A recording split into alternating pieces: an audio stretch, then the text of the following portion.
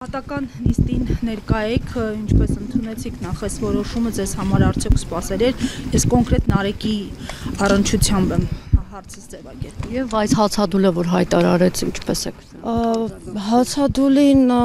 իր ոճով է, Նարեկի ոճով է, չեմ զարմանում ընդհանրապես։ Ճիշտն ասած, չեմ էլ զարմանում դատարանի կայացրած որոշման վրա, որտեղ իրանցից ամեն ինչ սպասելի էր։ Այն, որ նոյեմբերի 13-ին Նարեկին առավոտյան տարան, վստահ էի, որ տուն է գալու, որովհետև աբսուրդ էր։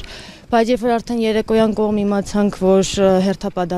են փոխվել, որ դատավորը նշանակվել, արդեն գիտեի, որ կալանքի են տանում, հույսս չէի կորցրել վերաքննիչով։ Վստահ էի, որ վերաքննիչը որոշումը կբեկանի, բայց քանի որ վերաքննիչն է որոշման հրապարակումը հետաձգեց, էլի ակնկալում էի, որ որևիցե իրավական ուժել չի ունենալու։ Հույս ունեի, որ դատարան չեմ ճանաչում դատավորին, չեմ առնչվել, մամուլում էլ չեմ հանդիպել, ճիշտն ասած իր կայացած իշխանությունների սրտի դատավորներից մեկն է։ Չեմ իմացել, հույս ունեի, որ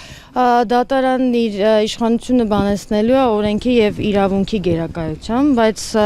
ականատես եղանք, որ անհիմն առանց հիմնավորելու էլ 3 ամսով երկարացրին կալանքը։ Հույս ունեմ, որ կգտնվեն դատավորների շարքում դատավորներ, որոնք որ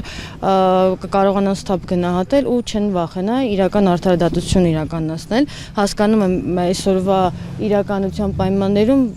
իրոք վախենալու բան է արդարադատություն, նորմալ ճիշտ արդարադատության իրականացնելը, բոլորը վախենում են, թե իրենց հետո ինչ կլինի, բայց նաև թող բոլոր դատավորները հիշեն Արտուշ Գաբրիելյանի օրինակը, որ անգամ եթե դու ծառայում ես այս իշխանություններին ու իրանց հլու հնազանդվում ես, մեկ այլի անպատիժ չես մնում դու, հենց այս իշխանությունների կողմից։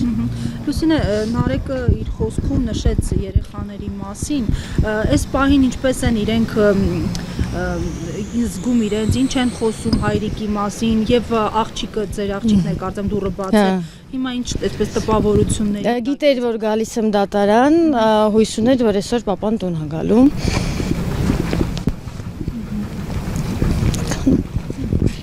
Եվ գիտեմ ձեզ համար դժվար է խոսել, ամեն դեպքում եք հստակեցում եւս միջազգային կառույցներին բազմիցս դիմել էիք եւ Միացյալ Նահանգների դեսպանատան մոտ էլ ակցիա էր տեղի ունեցել, մի քանի դեպքերով եմ հիշում, ինչ ակնկալել, եղան ինչ որ արձագանքներ թե ոչ եւ արդյոք այլ դեսպանատների հետ ունեք նամակագրություն կամ հանդիպումներ։ Հիմա այս պահի դրությամբ չէ, այդ ամեն ինչը մեկ անգամ եւս եկավ ապացուցելու եւ ցույց տալու, որ ներկայիս իշխանությունները ոչ մի բանից ոչ վախենում են, ոչ մի բանից ոչ կաշկանդվում են, անգամ իրենց միջազգային հեղինակության մասին իրանք չեն մտածում, ունեն ԵԽ-ից որոշում իրենց մասով, դիմում իրենց մասով, բայց անգամ դա իրանց չի կաշկանդում եւ իրանք անում են ինչ իրանք ուզում են, ինչ իրանց պետք է ու ունեն դատարաններ, որոնք նաեւ կատարում են իրենց ցանկությունները։